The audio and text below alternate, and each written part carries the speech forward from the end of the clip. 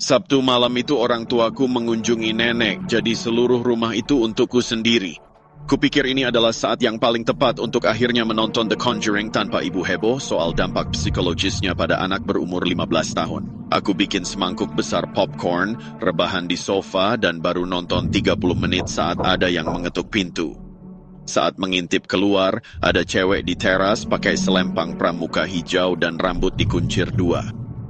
Senyumnya lebar banget, tak wajar bagi wajahnya. Anak pramuka memang sering jualan kue. Seharusnya itu bukan hal yang istimewa, tapi ada sesuatu yang terasa tidak pas. Anak-anak pramuka itu biasanya umur 10 tahunan, tapi cewek ini minimal 20 tahun. Dia pakai makeup lengkap, maskara, dan lipstick. Tapi bajunya kayak anak kecil, hampir tak kubuka pintunya. Firasatku melarang, tapi kupikir aku cuma parno kebanyakan nonton film horor. Lagi pula, dia cuma jualan kue. Apa sih hal terburuk yang bisa terjadi? Kubuka pintunya. Hai, kami sedang galang dana untuk tentara. Apa kamu mau beli kue? Saat dilihat dari dekat, dia tampak makin aneh. Makeupnya tebal sekali, menutupi bekas jerawat. Kuncir duanya berantakan seolah diikat buru-buru dan sorot matanya tak sejalan dengan senyumnya. Boleh. Tanyaku, berapa harganya? $5 per kotak.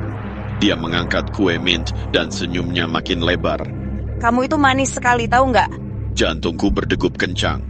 Makasih, kataku sambil meraih dompet. Aku ambil 1 kotak saja. Dia mendekat dan tercium bau parfumnya. Baunya menyengat dan manis, bikin serak di tenggorokan. Kamu tahu aku punya lebih banyak jenis lain di mobil vanku. Kalau kamu mau datang memilih rasa favoritmu. Isi kepalaku menyuruhku menolak dan menutup pintu. Tapi aku masih 15 tahun, bodoh dan agak tersanjung diperhatikan cewek yang lebih tua. Ya, biar kulihat. Dia cekikikan, berbalik, dan berjalan ke tepi jalan tempat sebuah van putih terparkir dengan mesin menyala. Saat kami mendekat, aku sadar van itu tak berjendela, melainkan berpanel putih padat di belakangnya. Mereka ada di sini, kata gadis itu sambil meraih pintu samping. Dia menggeser pintu itu hingga terbuka. Belum sempat aku sadar apa yang kulihat, tangan-tangan menyambar dari kegelapan dan menangkapku. Satu menarik lenganku, satu lagi mencengkeram bajuku, dan tiba-tiba aku ditarik masuk ke dalam. Aku mencoba untuk berteriak, tapi ada sebuah tangan membekap mulutku. Kakiku hampir tak menyentuh tanah sebelum mereka mendorongku masuk sepenuhnya. Pintu-pintu itu terbanting menutup dan van itu langsung tersentak maju ke depan. Di bagian dalam, salah satu dari mereka menindihku sementara yang lain menggeledah sakuku. Mereka mengambil ponselku dulu, lalu dompetku. Aku sedang memakai sepatu Jordan baru yang dibelikan ayahku. Salah satunya menariknya lepas sambil tertawa. Wah, edisi baru, dia bersiul. Tolong! Aku terisak, aku benci sekali karena betapa takutnya nada suaraku terdengar saat itu. Tolong lepaskan aku takkan bilang siapa-siapa. Gadis itu duduk di kursi penumpang. Dia tersenyum saat dia melepas kuncir rambutnya, dan tanpanya, dia terlihat setidaknya 10 tahun lebih tua, lebih keras, dan lebih kejam. Dasar remaja mesum bodoh, katanya, sambil menyalakan sebatang rokok.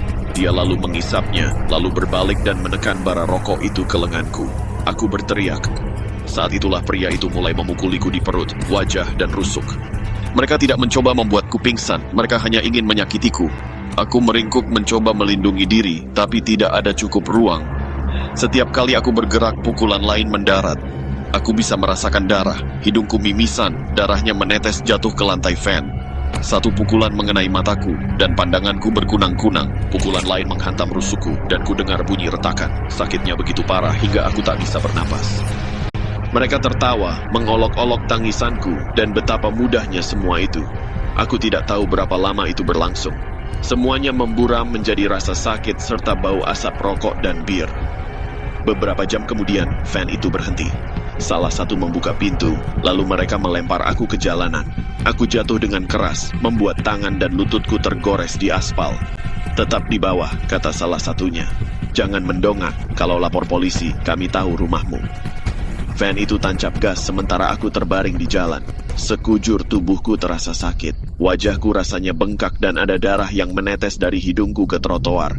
Saat akhirnya aku duduk, aku tak tahu di mana aku berada. Itu lingkungan asing yang tak pernah kulihat. Seorang wanita keluar dari salah satu rumah membawa ponselnya. Ya Tuhan, kamu tidak apa-apa? Aku akan telepon 911. Aku mencoba bilang aku tak apa, tapi saat mulutku buka, darah makin banyak keluar. Rusukku sakit sekali sampai susah bernapas. Dia mendudukkanku di beranda sambil menunggu. Para medis bilang aku harus ke rumah sakit. Aku menelepon orang tua. Ibu menangis saat melihat wajahku. Ayah tampak seperti ingin membunuh orang. Polisi datang meminta keterangan, tapi tak banyak yang bisa ku beritahu selain vannya berwarna putih. Aku tak lihat pelatnya, dan setidaknya ada 2 orang bersama gadis pramuka palsu itu. Aku dirawat 2 hari. 3 rusukku retak, gegar otak, dan hidung patah. Memar-memar itu butuh berminggu-minggu untuk sembuh, tapi sakit fisik bukanlah yang terburuk. Yang terburuk adalah menjalani hidup setelahnya. Setiap kali ada yang mengetuk pintu depan, aku seketika mematung. Tiap melihat van putih, jantungku berdegup kencang. Aku mimpi buruk terjebak di van itu, tentang pukulan-pukulan dalam gelap. Terapisku bilang ini PTSD. Dia mengajariku cara merasa aman lagi. Tapi kadang malam-malam, aku terbangun dengan keringat dingin, yakin mencium bau asap dan bir. Polisi tak pernah menangkap mereka. Setahuku, mereka masih di luar sana, mengetuk pintu, mencari remaja bodoh yang sange untuk mengikuti orang asing ke van mereka.